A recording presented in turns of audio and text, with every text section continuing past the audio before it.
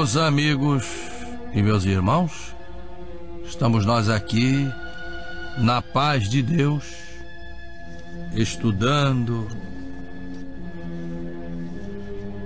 a correlação permanente que existe entre céu e terra, céu. Trabalhando no sentido de que essa ligação compulsória não seja mal usada por pessoas de interesses não apreciáveis. Porque isto é que não queria que ocorresse o velho legislador Moisés. Mas desde que Jesus manda que oremos ao Pai Celestial, está nos permitindo fazer a ligação permanente, consciente, com o reino do Pai, onde se encontram todos aqueles que nos precederam na marcha para a pátria da verdade. Onde estão os santos? Onde estão os grandes espíritos que nos convocam à lembrança e para os quais nos dirigimos na oração, no pensamento de amor e de fraternidade, em algum local, em outra dimensão? E o amor de Deus vai nos impedir de elevarmos o nosso pensamento a eles? Eles não têm sentimento. O mundo espiritual não é uma abstração, não é um dormitório. A isso contrapomos a palavra de Jesus quando diz: meu Pai não cessa de trabalhar, e eu com ele. E ainda mais, quando ele proclama: a casa de meu Pai tem várias moradas. Se assim não fosse, eu o diria a vós. Por isso, quando me perguntam: o senhor acredita em disco voador? O senhor acredita em extraterrestres? E diz assim: isso não existe. Eu digo: da mesma forma que a terra era chata, que o sangue não circulava nas nossas veias, que os insetos nasciam nos lamaçais, ou pensavam os antigos, que o átomo não existia. Estou dizendo é o seguinte: Deus é quem sabe. Jesus disse que a casa dele tem várias moradas. Negar uma possibilidade não é científico, é pelo menos arrogante. E eu não quero me colocar nessa categoria. Que tal esperar e permitir o debate entre os que acreditam e os que não acreditam? O que eu não posso admitir é o deboche de lado a lado. Nisso aí a ciência não comparece. Eu acho também que é muita pretensão imaginarmos que somente nós existimos no universo.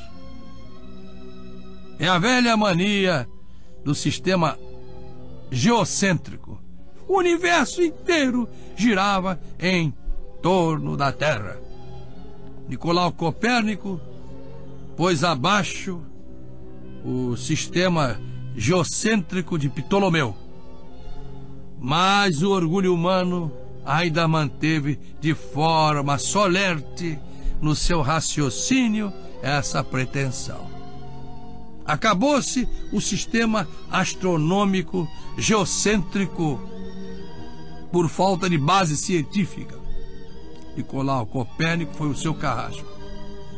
Mas o homem geocêntrico, de certa maneira, perdura no seu orgulho, intimamente a negar a possibilidade que seja da vida em outros orbes e em outras dimensões. Isso aí é demais. Isso não é científico. Deixei claro o meu pensamento, Chico? Muito claro. O senhor foi no ponto do egoísmo, né? Sim. Se o homem não egocentrismo, se egolatria, egolatria, que é até maior, né? Porque a prova é a própria ciência, que antes afirmava alguma coisa. A Terra era plana. E que agora que o sangue não circulava. Exatamente. Bom, quando Harvey, pelo menos, compareceu dizendo que o sangue circulava pelo corpo, através das artérias e das veias, não foi o povo que se contrapôs a ele. Não, o povo nem sabia disso. Não tinha capacidade ainda para esse estudo. Foram os seus pares, os seus iguais. Eu acho que um cientista não pode ser pretensioso. O verdadeiro cientista tem que partir do fundamento primeiro da ciência, o direito à dúvida, não à negação. Ele só vai negar quando ele comprovar que aquilo não é verdadeiro. A primeira condição do homem de ciência é conceder-se a si próprio o direito da dúvida.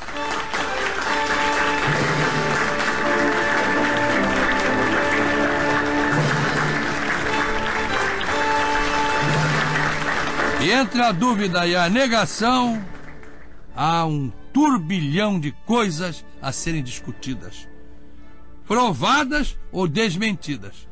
Depois, é que uma voz cordata e de bom senso haverá de se apresentar. Dizer, a situação é esta. Então, porque eu, Paiva, vou me precipitar, você vai se precipitar. Deixemos a discussão aí, isso é uma beleza. E a verdade sempre aparecerá. Por isso, o Parlamento Mundial da Fraternidade Ecumênica, o Parlamundi da LBV em Brasília, junto ao Templo da Boa Vontade, no finalzinho da Asa Sul, é um fórum para esse tipo de discussões. Mas não admitimos cisânia, fanatismos, sectarismos exacerbados nessas discussões. Ali é um Parlamundi de fraternidade, onde viceja com bastante força uma renovação do sentimento humano que vai do amor à ciência, da ciência à filosofia, da filosofia à economia, da economia à política, e da política às religiões, às crenças e assim por diante. O fio condutor tem que ser a fraternidade. Por isso é que eu disse uma vez, e gostaram muito, há muitos anos, a ciência iluminada pelo amor fraternal, eleva o homem à conquista da verdade.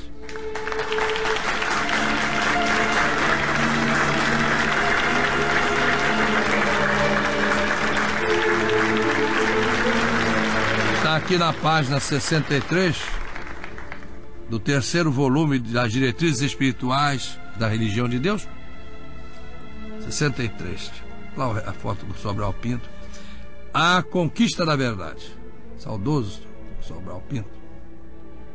Voltou à parte espiritual quase centenária. Agora está vendo lá a vida espiritual e analisando o direito, o mundo invisível, não é? Com todo o seu vasto conhecimento jurídico terreno. A conquista da verdade. Para encerrar este capítulo, a circular que dediquei aos legionários da boa vontade de Deus como contribuição à humanidade perplexa ante a agitação das almas em busca de liberdade e paz, o que somente poderá ser atingido com o concurso decisivo do amor. Então escrevemos: a ciência iluminada pelo amor eleva o homem à conquista da verdade. Tanto na religião, na política, na filosofia, na economia, como no entendimento do Apocalipse, está sendo aberto à inteligência de todos aqueles que perseverarem na fidelidade ao Cristo Jesus, o seu divino autor. Alcançar tamanha compreensão é possuir o governo dos povos, não como o pretenderam todos os absolutistas condenados pela história, mas plenamente de acordo com as normas universais do governo do Cristo, vislumbrado na famosa previsão de Edward Lindell. Abre aspas. Da América Latina sairá um domínio sem domínio, fechar aspas, isto é, sem violência, da qual o mundo começa a fartar-se, a ponto de vomitá-la por mais ferrenho que seja o regime político que cerceia muitas nações na terra. A comoção estudantil que em alguns países do mundo vem sendo violentamente reprimida é um sinal dos tempos. O poder humano revela-se cada vez mais em sua fragilidade até desmilinguir-se, como está previsto por Jesus no Novo Testamento. O sol escurecerá, a lua não terá luz, as estrelas cairão do céu. Evangelho do Cristo, segundo Marcos, capítulo 13, versículos 24 e 25. Não se trata, como todos verão mais tarde, unicamente de fenômenos físicos astronômicos, pois apagado o sol das ideologias, quando firmadas no materialismo, na superstição e no fanatismo terrenos, as luas humanas perderão sua luz reflexa, como as estrelas cairão do céu, do seu poder mentiroso, pois ignoraram o amor que é Deus, sustentação de todo o universo. Breve os homens reconhecerão quão mesquinha é a sua riqueza e quanto é frágil o seu poder. Bom, Emmanuel, ainda no prefácio dos domínios da mediunidade, porque isso aqui tem que ser visto com paciência, estudado, é coisa muito importante, não pode ser de qualquer maneira. Por isso é que vocês são pacientes, firmados no Apocalipse, pertinazes, como diz o Apocalipse, e eu desejo saber de vocês que estão aqui conosco, se há alguém cansado aí. Então podemos prosseguir.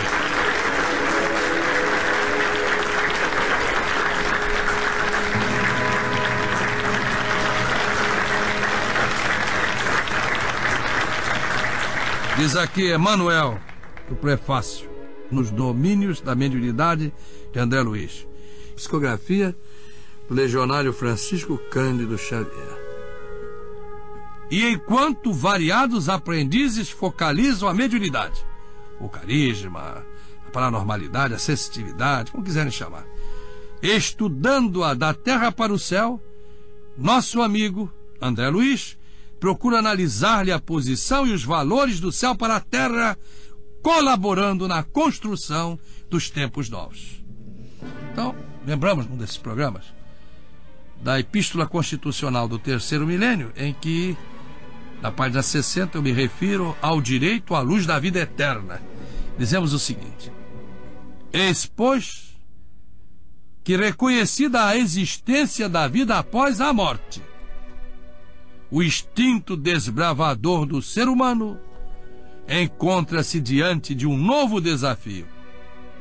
O estudo do direito à luz da vida eterna sob o critério do mundo espiritual, mundo da verdade, a pátria eterna de todos nós. Uma realidade que já está forçando as portas dos laboratórios, até mesmo das nações oficialmente ateias. Isso aqui é de 1988. Por isso, alguns ainda prejudicados pelo véu que a carne faz baixar sobre a inteligência, por isso, muita vez tomando a nuvem por Juno, continuam cuidando do episódico por não quererem ou não ousarem enfrentar o eterno. Precisarão aprender que a vida é permanente e que existe no invisível uma civilização maior que a terrena, plena de leis que influem sobre toda a existência humana, porque os mundos carnal e espiritual são interligados. Para aqueles que consideram tal possibilidade um absurdo, recordo que há 5 séculos, falar na existência de novos continentes exultava em cruéis perseguições. E tais continentes sempre existiram. 5 séculos, 6 séculos, 7 séculos. 8 séculos, 10 séculos. Questão que quem dissesse isso estava roubado. Assim como eles diziam que não havia outros continentes, continuam negando a possibilidade de vida em outra esfera, outra dimensão e em outros planetas. Por que não? Jesus disse: a casa do meu pai tem várias moradas. Se assim não fosse, eu não vos diria. Está aqui, ó. Evangelho de Jesus, segundo João, capítulo 14, versículo 2. Na casa do meu pai há muitas moradas. Se assim não fora, ou se assim não fosse, eu vou-lo diria, ou eu vos teria dito. Pois vou então preparar-vos lugar. Alguma coisa, Chico? Alguma coisa, Silmar? Eu vou entrar aqui no capítulo 1, estudando a mediunidade, no livro Nos Domínios da Mediunidade, segundo o apelo do nosso amigo Flecha Dourada. Sim, meu pai, nós sabemos que dentro dessa matéria que o senhor estava lendo há pouco, no livrão, aliás, pequenininho no tamanho, mas muito importante, a Epístola Constitucional do Terceiro Milênio, tem um trecho que só fala que não existem direitos sem deveres. E é isso, deveres espirituais, naturalmente. E é isso que todos... Coisas materiais, naturalmente. E é assim que nós somos acompanhados diariamente. Então, seja em qual for a nossa posição, de qualquer ser humano aqui na Terra, é preciso sempre que se veja isso. Porque, tá bem, queremos os nossos direitos, mas e os nossos deveres? Estamos cumprindo? Então é uma coisa para que todos pensemos, meditemos e pratiquemos acima de tudo.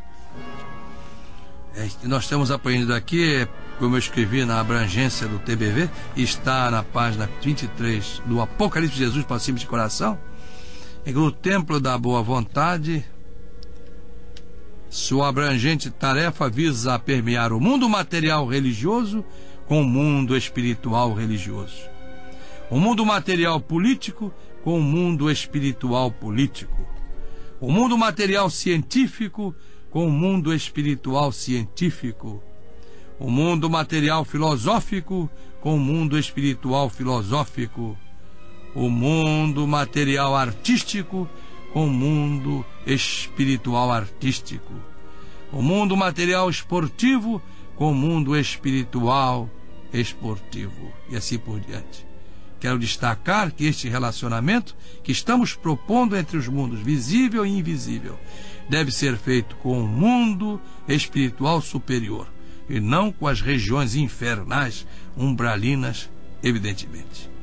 Quais, por exemplo, as consequências de um político realmente saber que a vida continua após a morte do corpo físico? E ainda mais, reconhecer que existem no espaço superior políticos capacitados a inspirar-lhe grandes decisões se ele tolera o livre-arbítrio, pois o relacionamento será consciente.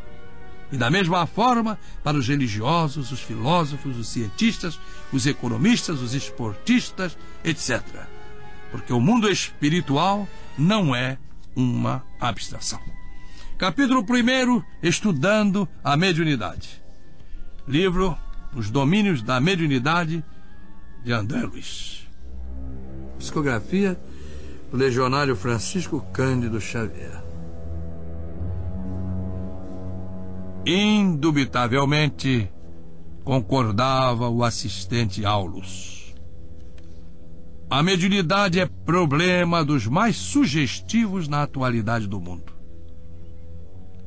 Aproxima-se o homem terreno da era do espírito sob a luz da religião cósmica do amor e da sabedoria, e, de certo, precisa de cooperação a fim de que se lhe habilite o entendimento. O orientador, de feição nobre e simpática, recebera-nos a pedido de Clarencio para um curso rápido de ciências mediúnicas. Especializara-se em trabalhos dessa natureza, consagrando-lhes muitos anos de abnegação. Era por isso, dentre as relações do ministro, que se nos fizera patrono e condutor, um dos companheiros mais competentes no assunto. Aulus nos acolhera com afabilidade e doçura. relacionando aflitivas questões da humanidade terrestre, pousava em nós o olhar firme e lúcido, não apenas com o interesse do irmão mais velho, mas também com a afetividade de um pai enternecido. Hilário e eu não conseguíamos disfarçar a admiração. Era um privilégio ouvi-lo discorrer sobre o tema que nos trazia até ali. Aliavam-se nele substanciosa riqueza cultural e o mais entranhado patrimônio de amor, causando-nos satisfação o vê-lo reportar-se às necessidades humanas com o carinho do médico benevolente e sábio que desse a condição de enfermeiro para a alegria de ajudar e de salvar. Interessava-se pelas experimentações mediúnicas desde 1779, quando conhecera Mesmer em Paris, no estudo das célebres proposições lançadas a público pelo famoso magnetizador. Reencarnando no início do século XIX, apreciara de perto as realizações de Allan Kardec na codificação da terceira revelação e privara com Caillanet e Balzac, com Théophile Gautier e Victor Hugo, acabando seus dias na França depois de vários decênios consagrados à mediunidade e ao magnetismo nos moldes científicos da Europa. No mundo espiritual, prosseguiu no mesmo rumo, observando e trabalhando em seu apostolado educativo. Dedicando-se agora à obra de espiritualização do Brasil, e isto há mais de 30 anos, comentava otimista as esperanças do novo campo de ação, dando-nos a conhecer a primorosa bagagem de memórias e experiências de que se fazia portador. Maravilhados ao ouvi-lo, mal lhe respondíamos a essa ou aquela indagação. Estavam tão atentos que ficavam embasbacados, nem sabiam dizer qualquer coisa. Prosseguindo.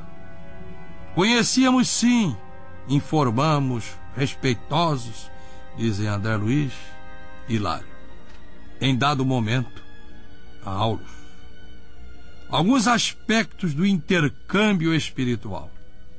Todavia, o nosso desejo era amealhar mais amplas noções do assunto com a simplicidade possível e, em outras ocasiões, estudáramos ao de leve alguns fenômenos de psicografia, incorporação e materialização. No entanto, era isso muito pouco à face dos múltiplos serviços que a mediunidade encerra em si mesma. O anfitrião afável aqueceu em elucidar-nos. Colaborava em diversos setores de trabalho e prodigalizar-nos-ia aquilo que considerava com humildade como sendo apenas alguns apontamentos. Para começar, convidou-nos a ouvir um amigo que falaria sobre a mediunidade, a pequeno grupo de aprendizes encarnados e desencarnados, e em cuja palavra reconhecia oportunidade e valor. Não nos fizemos de rogados ante a obsequiosa lembrança. E porque não havia tempo a perder, nós o seguimos rapidamente. Em vasto recinto do Ministério das Comunicações, fomos apresentados ao instrutor Albério, que se dispunha a iniciar a palestra. Tomamos lugar entre as dezenas de companheiros que o seguiam, atentos, em muda expectação. Como tantos outros orientadores que eu conhecia, Albério assomou à tribuna, sem cerimônia, qual se nos fora simples irmão, conversando conosco em tom fraternal. Bem, vamos parar hoje por aqui. E no próximo programa estaremos tratando de assunto tão importante para a sobrevivência da humanidade e para que o Brasil venha assomar a sua verdadeira missão na Terra. Pode parecer impossível àqueles que são pessimistas. Eles pensam que as grandes nações no mundo surgiram assim.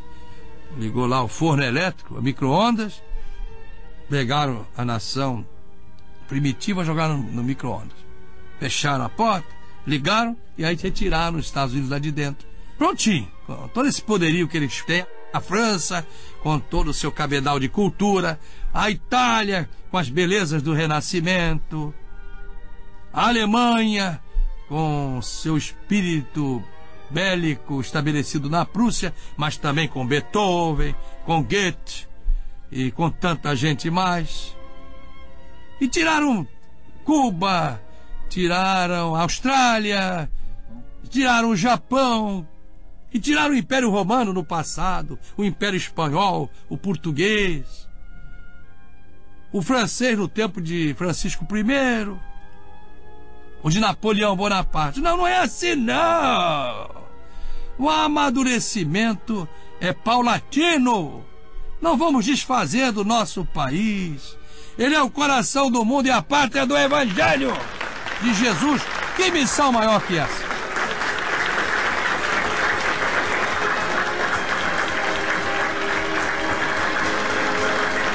Bem, nós estamos seguros da grande destinação de nossa pátria, porque nós confiamos em Jesus.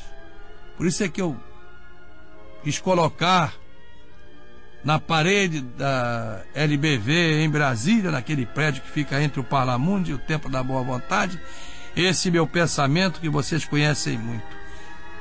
Quem confia em Jesus,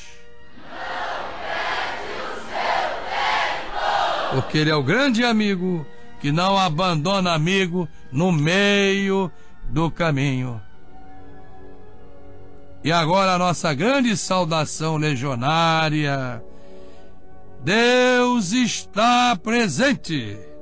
Viva Jesus, o Cristo está aqui. Que já vem em nossos corações para sempre.